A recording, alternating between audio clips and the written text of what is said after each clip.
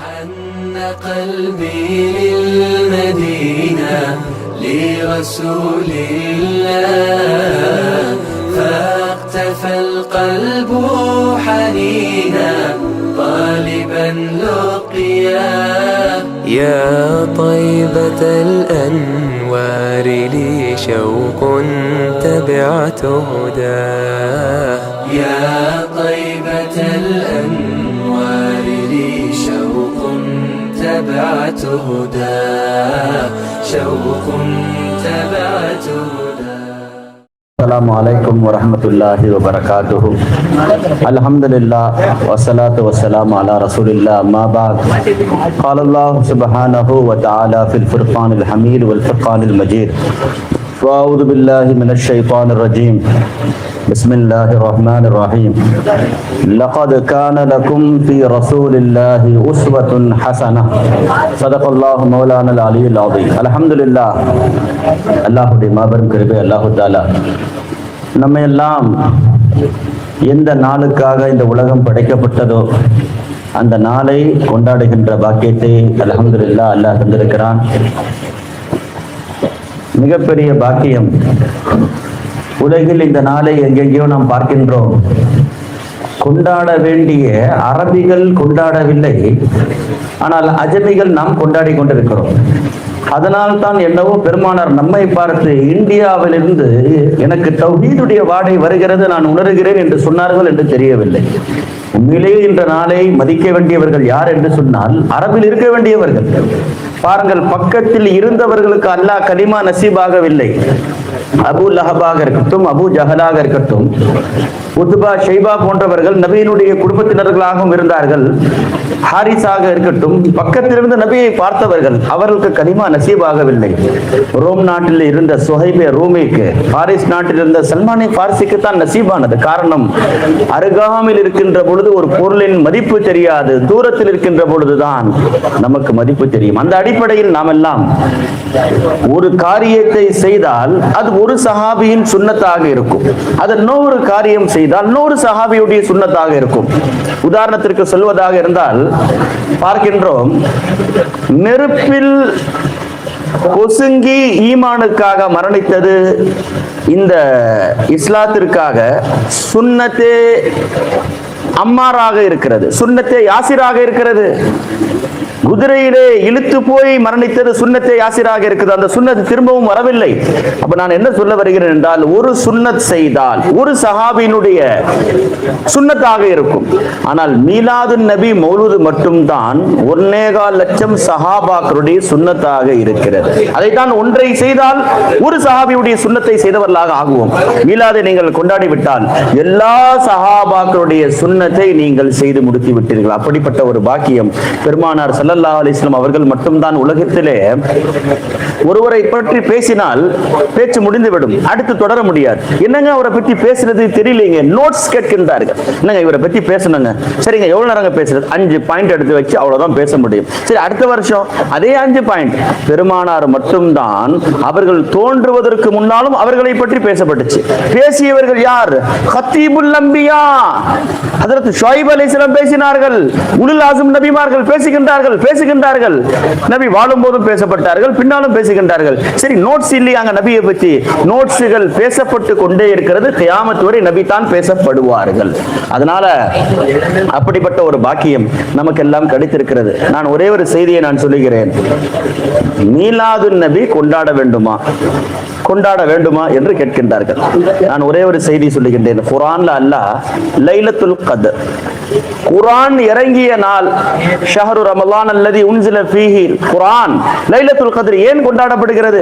ஏன் அது 1000 மாதங்களை விட சிறந்தச்சு? மலக்குமார்கள் ஏன் இறங்கினார்கள்? குர்ஆன் இறங்கியது. இன்று அல்லாஹ் பாருங்கள், எல்லாரையும் லைலத்துல் கத்ரை கொண்டாட வைத்து விட்டான். கேட்டால் காரணம் சொல்லுகின்றார்கள், குர்ஆன் இறங்கிய நாள் என்று. மீலாது நபியை கொண்டாட மாட்டோம் என்று சொல்லுகின்றார்கள். சாஹிபுல் குர்ஆன் இறங்கிய நாள். குர்ஆன் இறங்கியதற்கு இவ்வளவு கொண்டாட்டங்கள் என்றால், இவ்வளவு சிறப்புகள் என்று சொன்னால், குர்ஆன் யாரின் மீது இறங்கியதோ அவர்கள் வந்த நாள் தான் இன்றைய மீலாது நபியாக இருக்கிறது. அதனால இது சஹாபாக்குடைய சுன்னத், மலக்குமார்களுடைய சுன்னத். ஹதீஸில் வருகிறது, பலம்மா உலிதன் நபி ஸல்லல்லாஹு அலைஹி வஸல்லம் தபாஷரத்தில் மலாயிகா.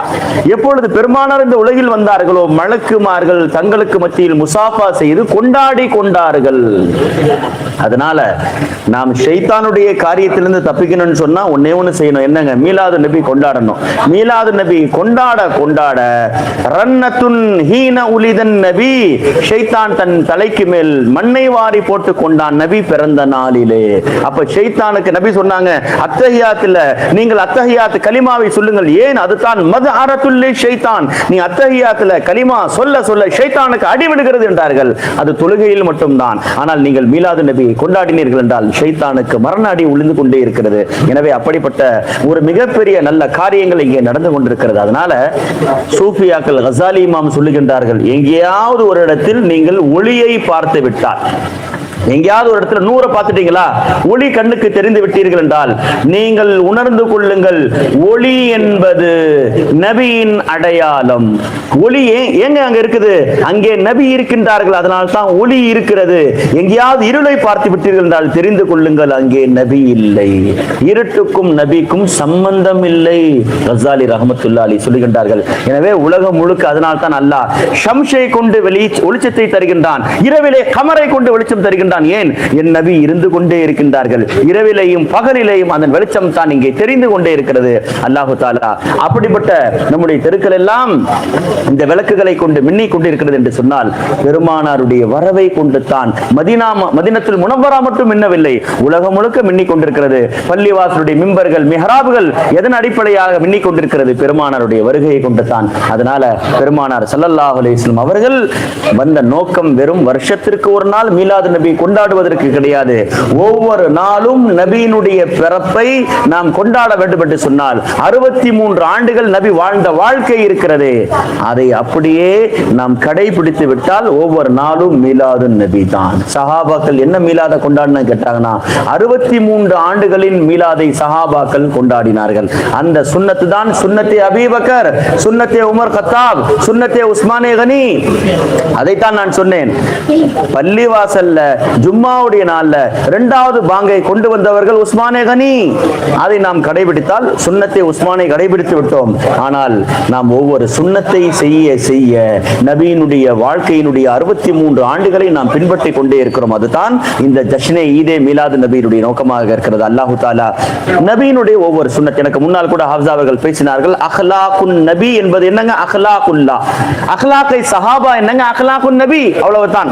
ரெண்டையும் நம்ம கனெக்ஷன் பண்ணி பார்க்கணும். பெருமானார் ஸல்லல்லாஹு அலைஹி வஸல்லம் அவர்கள் சொன்னார்கள், எனக்கு நீங்க ஏதாவது செய்யணும்னு நினைக்கிறீர்களா? சித்திக் நாயகத்துக்கு செஞ்சிருங்க. ஏன்?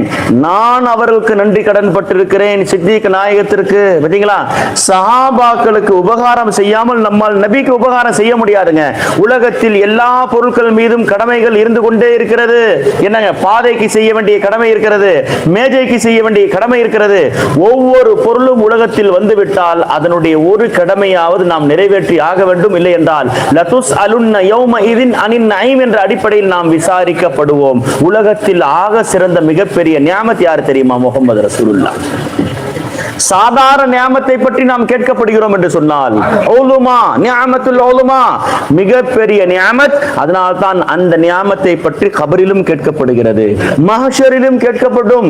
எல்லா இடத்திலும் நபி அவர்களை பற்றி விசாரிக்கப்படும். அதுதான் உலமாக்கள் சொல்லி தருகின்றார்கள். கபரில் கேட்கப்படுகின்ற ஒரே கேள்வி முஹம்மது ரசூலுல்லாஹை பற்றி தான். அதனால நபியினுடைய சுன்னத்துகளை நாம் பிடிக்கத்தான் நாம் நபியினுடைய முஹப்பத்திற்கு சொந்தக்காரர்களாக ஆகுவோம். இந்த பிள்ளைகள் எல்லாம் பேசினார்களே, இந்த பேச்சுக்கள் தான் எனக்கு நினைவுக்கு வருகிறது. சஹாபாக்கள் இவ்வாறு தான் பயிற்சி கொடுக்கப்பட்டார்கள்.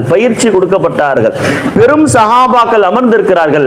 பரா பின் ஆசிமை நிப்பாட்டப்படுகிறது, உசாமா பின் ஸைதை நிப்பாட்டப்படுகிறது. நீங்கள் நபியை பற்றி பேசுங்கள் என்று சிறு சஹாபாக்கள் பேச பெரும் சஹாபாக்கள் கேட்டார்கள். வரலாறு இருக்கிறது. அதனால தான் இங்கே நாம் எல்லாம் பார்க்கிறோம், சின்ன சின்ன பிள்ளைங்க பேசுறத நாம் கேட்கின்றோமே, இது சுன்னத்தே சஹாபா. அதனால அடுத்த தலைமுறை இது போன்ற காரியங்களை தொடர வேண்டும் என்று சொன்னால் நாம் இவர்களை எல்லாம் பயிற்சி கொடுத்து ஒவ்வொரு வீட்டிலும் உணவு கொடுக்கப்படுகிறது பிள்ளைகளுக்காக வேண்டி. என்னங்க ஸ்கூலுக்கு ஸ்நாக்ஸ் கொடுத்து அனுப்புறாங்க, இது உடலுக்கு உண்டான குவத். ஆனால் பெருமானாருடைய மௌலிதும் மீலாது தான், முஹப்பத் தான் நம்முடைய ஈமானுக்கும் கல்புக்கும் உண்டான குவத். பெற்றோர்கள் இந்த டைம்க்கு என் புள்ள பசியாயிடுவான் சாப்பாடு கொடுக்கணும்ன்ற கவனமாக இருக்கின்றார்களே, ஈமானுடைய குவத் நபியினுடைய முஹப்பத்திலே இருக்கின்றது. அதை நீங்கள் கொடுக்க கொடுக்க பிள்ளைகளுடைய ஈமான் பாதுகாக்கப்படும். நவுது பில்லா, சொல்வதற்கு வருத்தமாக இருக்கிறது. நபி சொன்ன சுன்னத் ஒன்று கடைபிடிக்க விடப்பட்டு விட்டது, பெரும் தவறு நடந்து போய்விட்டது. என்னங்க, 3 நாளுக்கு முன்னால் செய்தியில் நாம் படித்தோம். பெருமானார் சொன்னார்கள், 7 வயது உன் பெண் பிள்ளைக்கு ஆகிவிட்டால் படுக்கையிலே பிரித்து விடு. ஒரு தந்தை தன் மகளை பாலியல் பலாத்காரம் செய்து பிள்ளை பிறந்து விட்டது கற்பழிப்பின் மூலமாக. ஏன் நபியினுடைய ஒரு சுன்னத், 7 வயது அடைந்து விட்டால் படுக்கையிலே பிரியுங்கள் என்றார்களே. இன்று பெண் பிள்ளைகளை வாகனத்தில் வைத்து தந்தை என்ற உறவோடு அழைத்து செல்லப்படுகிறது. நவுது பில்லா, தந்தைக்கு இந்த அனுமதி இல்லை.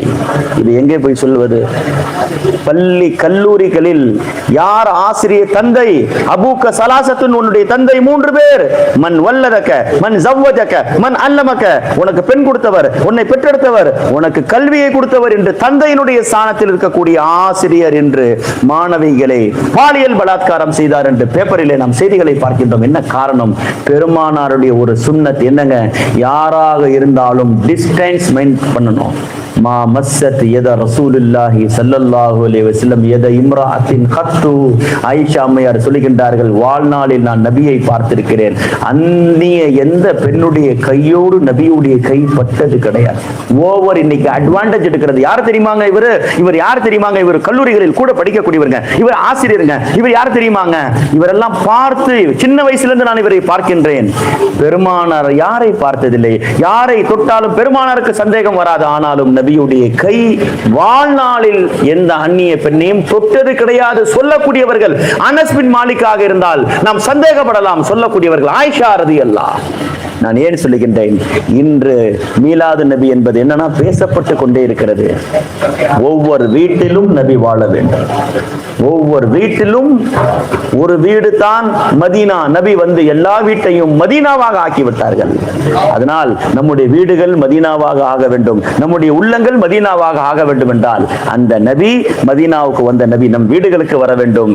எங்கே நான் சென்று தேடுவேன் அண்ணல் நபி முஸ்தபா? தேட தேவையில்லை, அவர்கள் உங்களோடு தான் இருக்கின்றார்கள். எனவே நாம் அவர்களுடைய சுன்னத்தை பின்பற்றுகின்ற பொழுதுதான் பெருமானார் ஸல்லல்லாஹு அலைஹி வஸல்லம் அவருடைய இன்று பார்க்கின்றோம். ரொம்ப வருத்தத்துக்குரிய செய்தி என்னங்க, நாம் இன்று இரவுகள் நபியை பற்றி, பிறந்த நாளிலே நபியை பற்றி பேசுகின்றோம். ஆனால் ஃபஜ்ருக்கு நாம் காலையில் ஃபஜ்ருக்கு நாம் வரவில்லை என்று சொன்னால் பெருமானார் ஸல்லல்லாஹு அலைஹி வஸல்லம் அவர்கள் சொல்லுகின்றார்கள், 1000 நஃபில் வணக்கங்கள் ஒரு பக்கம், ஒரே ஒரு ஃபர்து ஒரு பக்கமாக இருக்கிறது. எனவே நபி அவர்கள் பிறந்த அந்த நேரம் காலை 3:30 மணியிலிருந்து 4:30 மணி வரை சூஃபியாக்கள் சொல்லித் தருகின்றார்கள். அந்த 1 மணி நேரம் தான் நபி அவர்கள் இந்த பூமியில் உதித்தார்கள். அதுதான் முஸ்தஜாபு துஆவுடைய நேரம். அதை அடியான் என்ன கேட்டாலும் கிடைக்கும். ஏன்? பெருமானார் வந்த நேரம் இந்த உலகத்திலே புனிதமான நேரம். ஜும்மா நாம் தொழுகின்றோம், ஆதம் அலைஹிஸ்ஸலாம் வந்த நாள், உடனே துஆ கபூலாகி விடுகிறது. பெருமானார் சொன்னார்கள், ஜும்மாவுடைய நாளில் ஒரு நேரம் மறைக்கப்பட்டிருக்கிறது, அடியார்களை நீங்கள் கேளுங்கள், அல்லாஹ் கேட்பான். ஏன்? ஆதம் அலைஹிஸ்ஸலாம் வந்த நாள். பெருமானார் வந்த நேரம் 3:00 4:30 மணி வரை காலை. இன்னும் கொஞ்ச நேரத்தில் வரப்போகிறது. சூஃபியாக்கள் சொல்லுகின்றார்கள், 2 ரக்காத் தொழுதீங்கள், துஆ கேளுங்கள், உங்களுடைய வாழ்நாளுடைய ஹாஜத்துகள், நிறைவேறாத ஹாஜத்துகள் அன்று நிறைவேறும். ஏன்?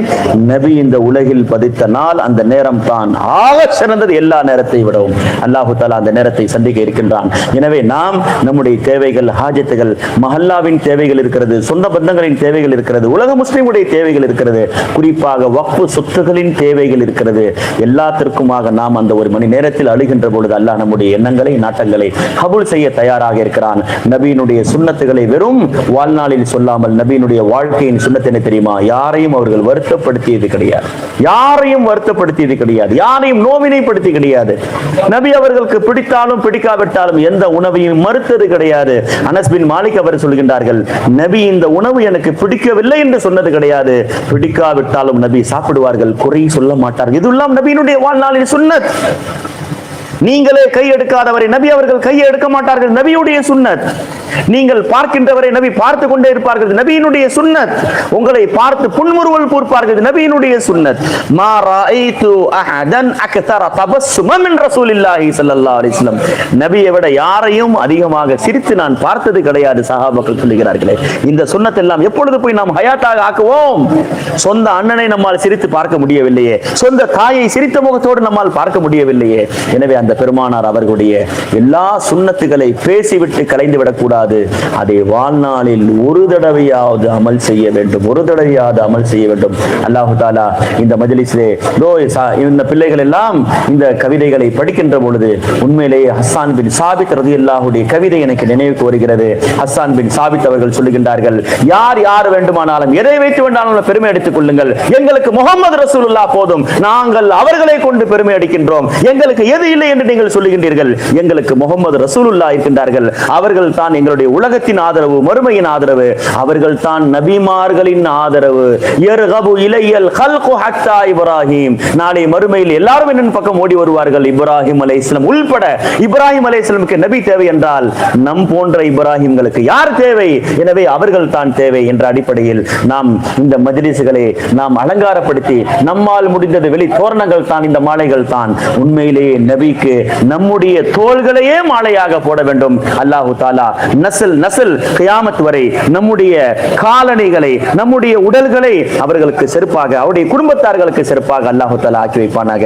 இதற்காக யாரெல்லாம் உடலால் பொருளால் பாடுபடுகின்றார்களோ இந்த இடத்தை கொடுத்தவர்களுக்கு அல்லாஹ் சொர்க்கத்தில் இடம் தருவானாக.